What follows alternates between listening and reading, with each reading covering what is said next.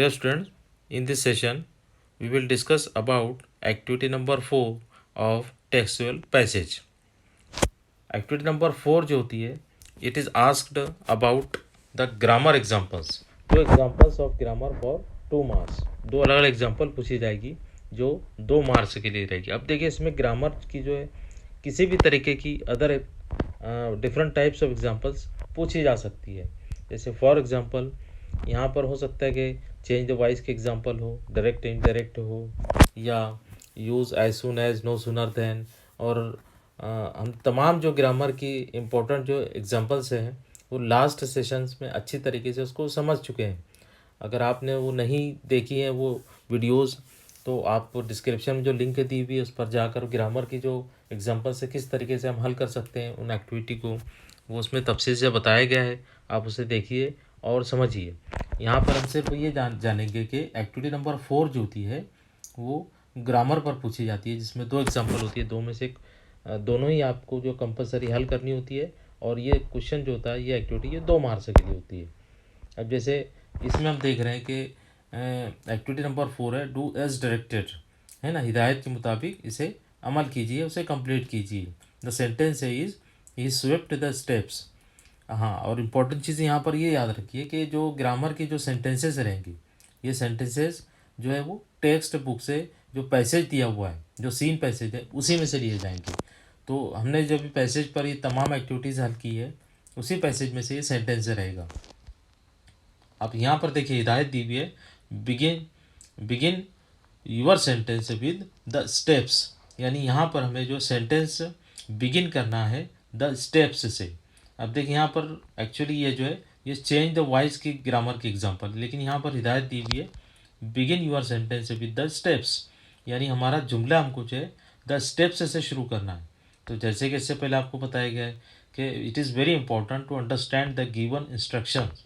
दी हुई हिदायतों को समझना बहुत ज़रूरी है अगर हमें सही तरीके से एग्जाम्पल से को हल करना है. तो चेंज द वॉइस का जो एग्जांपल है वो हमने तफसील से समझा था. जब इसको हम हल करेंगे, अब यहाँ पर एक मतलब फिर आपको बताता चलूँ कि आपको हिदायत लिखने की यहाँ पर कोई ज़रूरत नहीं. आप सीधे सिर्फ जो नंबर डिजिट दिया हुआ है एक्टिविटी शीट में वो लिखिए और अपना आंसर आप लिख सकते हैं. तो इसको अगर हम हल करेंगे, हमारा सेंटेंस हम शुरू करेंगे द स्टेप्स, तो इस तरीके से लिखेंगे the steps were swept by him. ये हो जाएगा पैसिव वाइज. दिया हुआ सेंटेंस है जो एक्टिव वाइज है उसे हमने पैसिव में चेंज किया. Now another example is Sitaram was on his delivery round, है ना. एक्टिविटी नंबर 2 की दूसरे एग्जांपल 1 मार्क्स के लिए. Choose the correct question tag. ये जो एग्जांपल है ये क्वेश्चन टैग पर है. इस पर भी हमने एक वीडियो बनाया है, उसको समझा है. आप उसको लिंक में जाकर डिस्क्रिप्शन में जाकर जो है समझ सकते हैं. अब देखिए इसको हम किस तरीके से हल करेंगे कि पहले आपको जब भी क्वेश्चन टैग ऐड करना है या टेल टैग ऐड करना है, तो पहले दिया हुआ सेंटेंस है आपको एज इट इज़ लिखना है, जैसे यहाँ पर हमने लिखा है.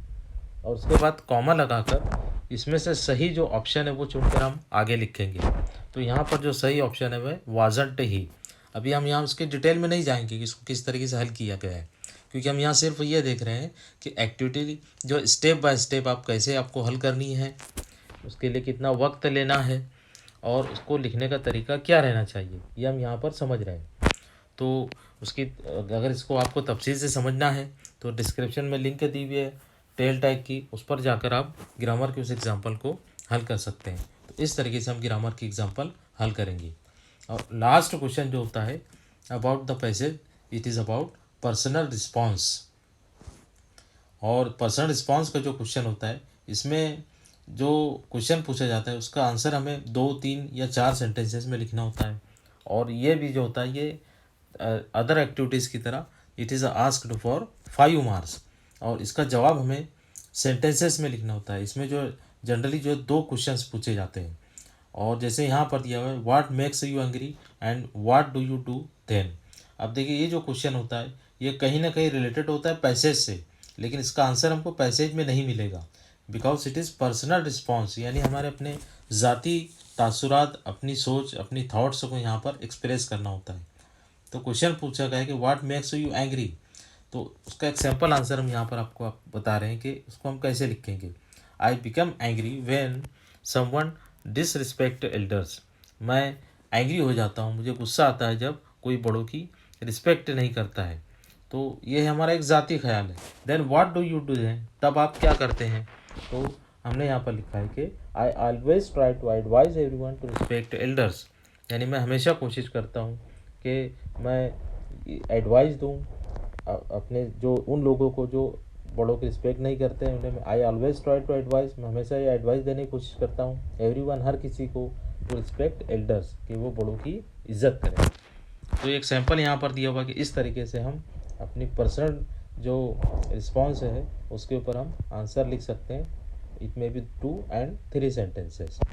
तो यहाँ पर ज़रूरी है कि हम सेंटेंस को प्रॉपरली लिखें और विदाउट एनी स्पेलिंग मिस्टेक, क्योंकि यहाँ पर ग्रामर वगैरह सब जो उसके मुताबिक आपको मार्क्स दी जाती है। तो इस तरीके से हम किसी भी जो टेक्सचुअल पैसेज पर क्वेश्चन होता है उसको इस तरतीब से उसकी एक्टिविटीज़ हम कंप्लीट कर सकते हैं। अब आपके जहन में अगर कोई क्वेश्चन हो, कोई पॉइंट आपको नहीं समझ में आ रहा है, तो आप मुझसे पूछ सकते हैं, आपको इस प्रॉब्लम को सॉल्व करने की कोशिश की जाएगी। सो डियर स्टूडेंट, इस तरीके से हमने इस सेशन में जो है एक्टिविटी नंबर 1 जो है अबाउट टेक्सचुअल पैसेज है ना, जो पैसेज टेक्स्ट बुक से लिया जाता है उसके मुतालिक पाँचों एक्टिविटी हम कैसे हल कर सकते हैं उस पर हमने डिस्कस किया। Now see you next session, till then good bye.